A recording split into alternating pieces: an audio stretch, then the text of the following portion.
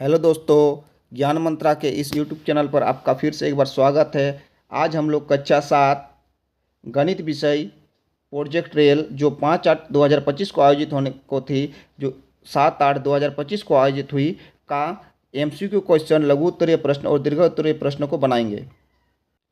पहला प्रश्न है 3 का पावर 3 का मान ज्ञात कीजिए। 3 का पावर 3 मतलब 3 गुणित 3 गुणित 3 यानी 3 त्रिका 9, 3 9 27, 9 तिया 27। ऑप्शन नंबर सी सही आंसर है।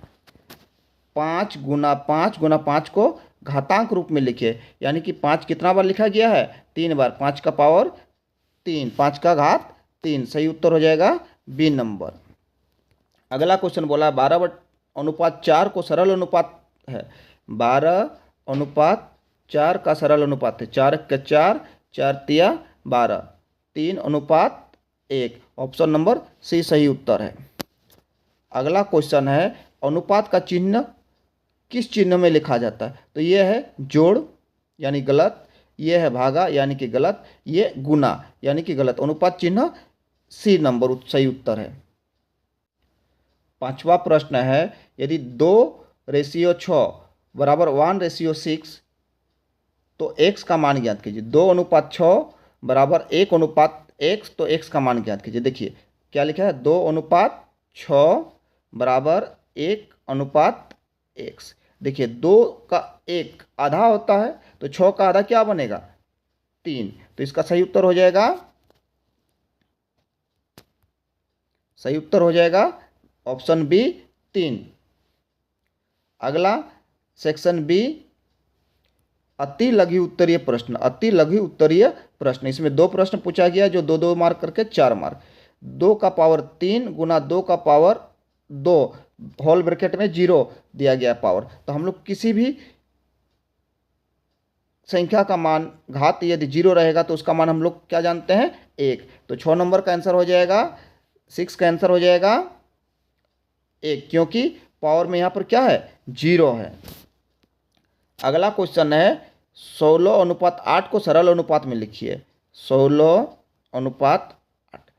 4 का 8 एकम 8, 8 दूनी 16। तो इसका सरल अनुपात क्या हो जाएगा? 2:1। इसका सही उत्तर हो जाएगा। 8वां प्रश्न है सरल कीजिए। तो 5 का घात 2 यानी कि 5 का घात 2 बराबर होता है 5 5 25। घटाओ 1 का घात 10, तो घटाओ 1 का घात 10, घटाओ सम का पावर है यानी कि 1 होगा। 1 को जितना बार गुना करेंगे 1 ही होगा, और -10 बार गुना करेंगे तो ये प्लस होगा, यानी कि इसका हो जाएगा 1। और गुना 100 का पावर 0, किसी भी संख्या का पावर यदि 0 रहता है तो उसका मान बन जाती है 1। तो यानी हो जाएगा 25 के 25। इसका सही उत्तर हो जाएगा 25। अगला क्वेश्चन है 2 का घात 4, 3 का घात 2 और 5 का घात 2 का मान ज्ञात कीजिए और उनका योग ज्ञात कीजिए। 2 का घात 4 यानी कि 2 गुना 2 गुना 2 गुना 2। 3 का घात 2 यानी कि 3 गुना 3, और 5 का घात 2 यानी कि 5 गुना 5। तो 2 का घात 2, 2 दूनी 4 दूनी 8 दूनी 16। 3 का घात 3 त्रिका 9 और 5 का घात 25 25 25। तो हमारा क्या होगा? मान ये निकल गया तीनों का, और तीनों को क्या करने बोला है? जोग करने बोला है। 16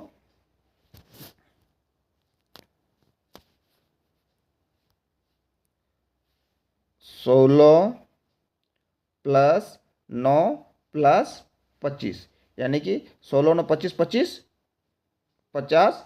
इसका सही उत्तर होगा। 10वां और अंतिम प्रश्न है एक संख्या 12 और 27 के बीच इस प्रकार रखे कि 12 वह संख्या 27 का समानुपाती हो। देखिए संख्या 12 और 27 के बीच में इस प्रकार रखना है। मान लीजिए बीच में रखना है। हम लोग मान लेते हैं कि संख्या क्या क्या है?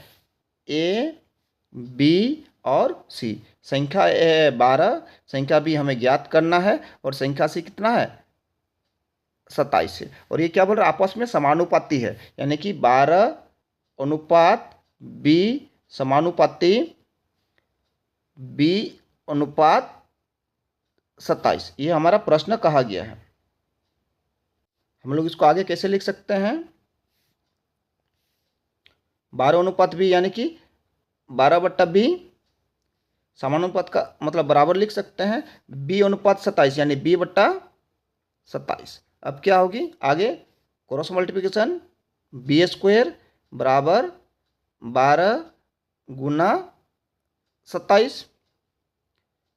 b² बराबर क्या होगा 12 गुनी 27 324। हमारा b² बराबर 324 है तो b बराबर क्या हो जाएगा